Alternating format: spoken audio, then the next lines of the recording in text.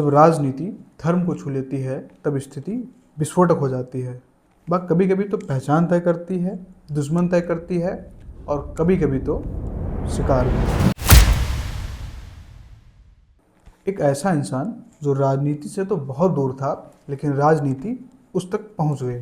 कुछ मौतें अचानक नहीं होती हैं, बस सुबह से ही अपने निशान छोड़ जाती हैं।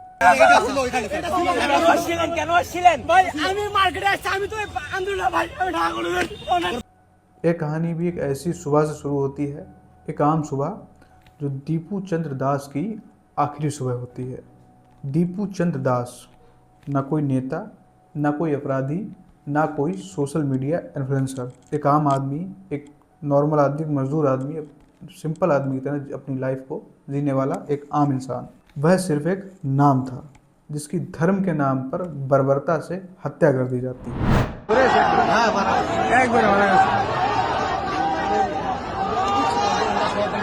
भीड़ जब गुस्से में होती है तब भीड़ को सच नहीं दिखाई देता है, सबूत नहीं दिखाई देता है, उसे सिर्फ अपना न्याय दिखाई देता है, क्योंकि भीड़ जो होती है वह लोगों की समझ छीन लेती है।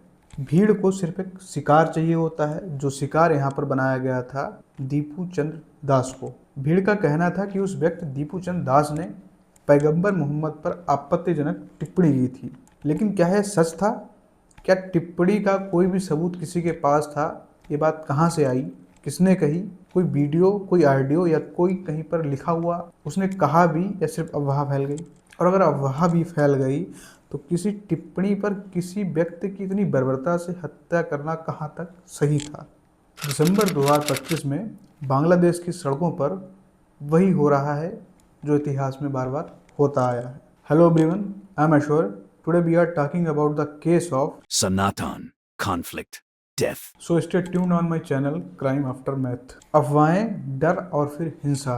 बांग्लादेश दक्षिण एशिया का ऐसा देश जिसे काफ़ी बार एक विकास की कहानी में दिखाया गया है, लेकिन 2025 दिसंबर में वहाँ की सड़कों पर जो हो रहा है उसने पूरी कहानी उलट कर रख दी।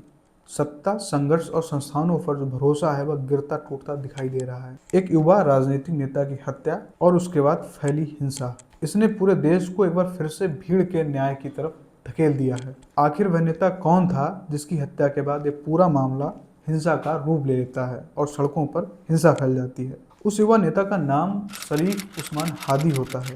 हादी इंकलाब मंच नाम के एक संगठन का मुख्य प्रवक्ता था, जो 2024 के छात्र आंदोलन में मुख्य रूप से शामिल था। इसके साथ ही उसने कुछ समय पहले भारत के कुछ हिस्से को अलग करके बांग्लादेश में मिलाने की धमकी भी दी थी। जी हाँ, ये वही हादी था जिसने जुलाई 2024 के जुलाई अपराजिंग में एक महत्वपूर्ण भूमिका निभाई थी, जो तत्कालीन प्रधानमंत्री शेख हसीना के शासन को समाप्त करने के लिए बड़ा आंदोलन माना गया था। हादी ढाका निर्वाचन क्षेत्र के एक उम्मीदवार के रूप में 2026 के आम चुनाव में भाग लेने वाला था। उसकी राजनीतिक पहचान काफ़ी इस्लामिक कट्टर थी और भारतीय और वहाँ की जो और राजनीतिक पार्टियां थी उनके खिलाफ उसने काफ़ी आलोचना भी की।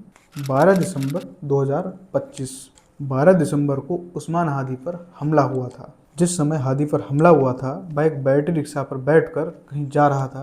तभी दो अज्ञात हमलावर जो उसको काफ़ी दूर से फॉलो कर रहे थे और जिसका अंदाज़ा उस्मान हादी को नहीं हो पाया था, उसमें से एक हमलावर हादी के ऊपर गोली दाग देता है, जिससे उस्मान हादी फौरन ही वहाँ पर लहूलुहान होकर गिर जाता है। इसके बाद हादी को वहाँ के स्थानीय हॉस्पिटल ले जाया जाता है।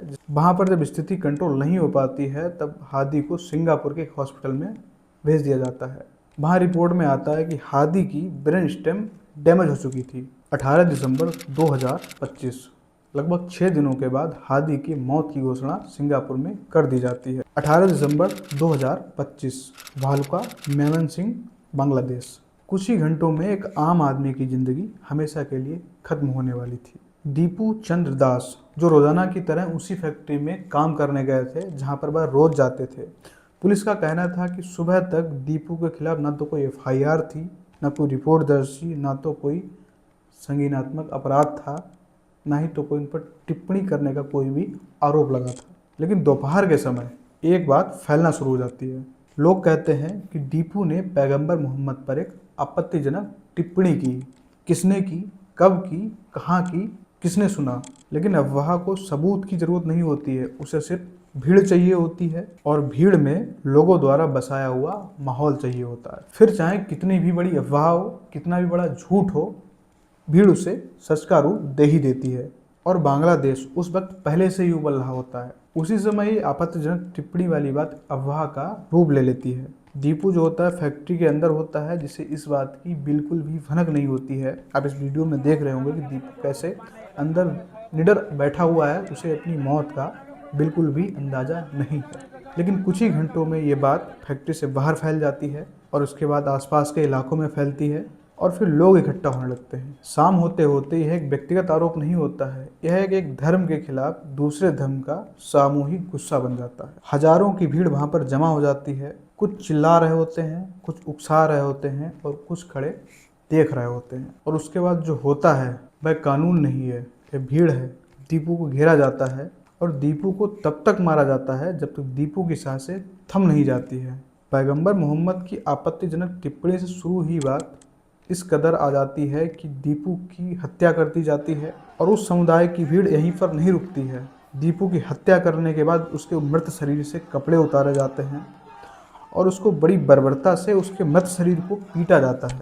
उसके बाद फिर उसको एक पेड़ से बांध दिया जाता है। उसके बाद दीपू के शव को एक पेड़ से बांधकर काफ़ी देर तक पीटा जाता है। और इतना ही नहीं, उसके बाद दीपू के शव को पेड़ से बांधकर उस पर पेट्रोल डालकर उस पर आग लगा दी जाती है। क्या कोई धर्म इतना सब करने की छूट देता है? और अगर कोई धर्म इतनी छूट देता है तो वह मानव हित में कैसे आ गया और कानून उसको इतना सब करने की छूट कैसे दे सकता है? कुछ ही समय में वीडियोज जो होते हैं सोशल मीडिया पर आ जाते हैं। परिवार को भी पहली खबर वहीं से मिलती है, उनके घर के दीपू दास की हत्या कर दी गई है और उसको बर्बरता से जला दिया गया है। जब तक पुलिस पहुंचती है तब तक सब खत्म हो चुका होता है। एक मजहब, एक धर्म सवाल के घेरों से घिर चुका होता है। क्या दीपू की जो दशा हुई वह उसके अल्पसंख्यक होने की वजह से हुई? क्या दीपू एक हिंदू था इसलिए उसकी इतनी बर्बरता के साथ हत्या की गई? ये सभी सवाल बांग्लादेश को एक लाल घेरे में खड़ा करते हैं। पुलिस इस पर जुटती है, 7 लोगों की गिरफ्तारी भी होती है। लेकिन भीड़ में कितने लोग थे? हजारों लोग थे। किसी ने उकसाया, किसी ने कहा, किसने अफवाह फैलाई। आखिर इस बात की तफ्तीश कैसे हो और पुलिस उन पर कैसे कार्रवाई करेगी? इसके बाद सबसे अहम सवाल जो आता है कि पुलिस उस वक्त कहाँ थी जब यह सब हो रहा था? पुलिस का कहना होता है कि पुलिस को इसकी सूचना बहुत देर से मिलती, या फिर ऐसा होता है कि पुलिस को देर से पहुंचने की आदत ही होती है। और उम्मीद करते हैं आपको ये क्राइम आफ्टर मैथ समझ में आया होगा। वीडियो को पूरा देखने के लिए आपका धन्यवाद। अगर आपने अभी तक हमारे चैनल क्राइम आफ्टर मैथ को सब्सक्राइब नहीं किया है तो प्लीज़ अभी सब्सक्राइब कर दें। हम आपको और भी इंटरेस्टिंग वीडियोज़ लेकर आते रहेंगे।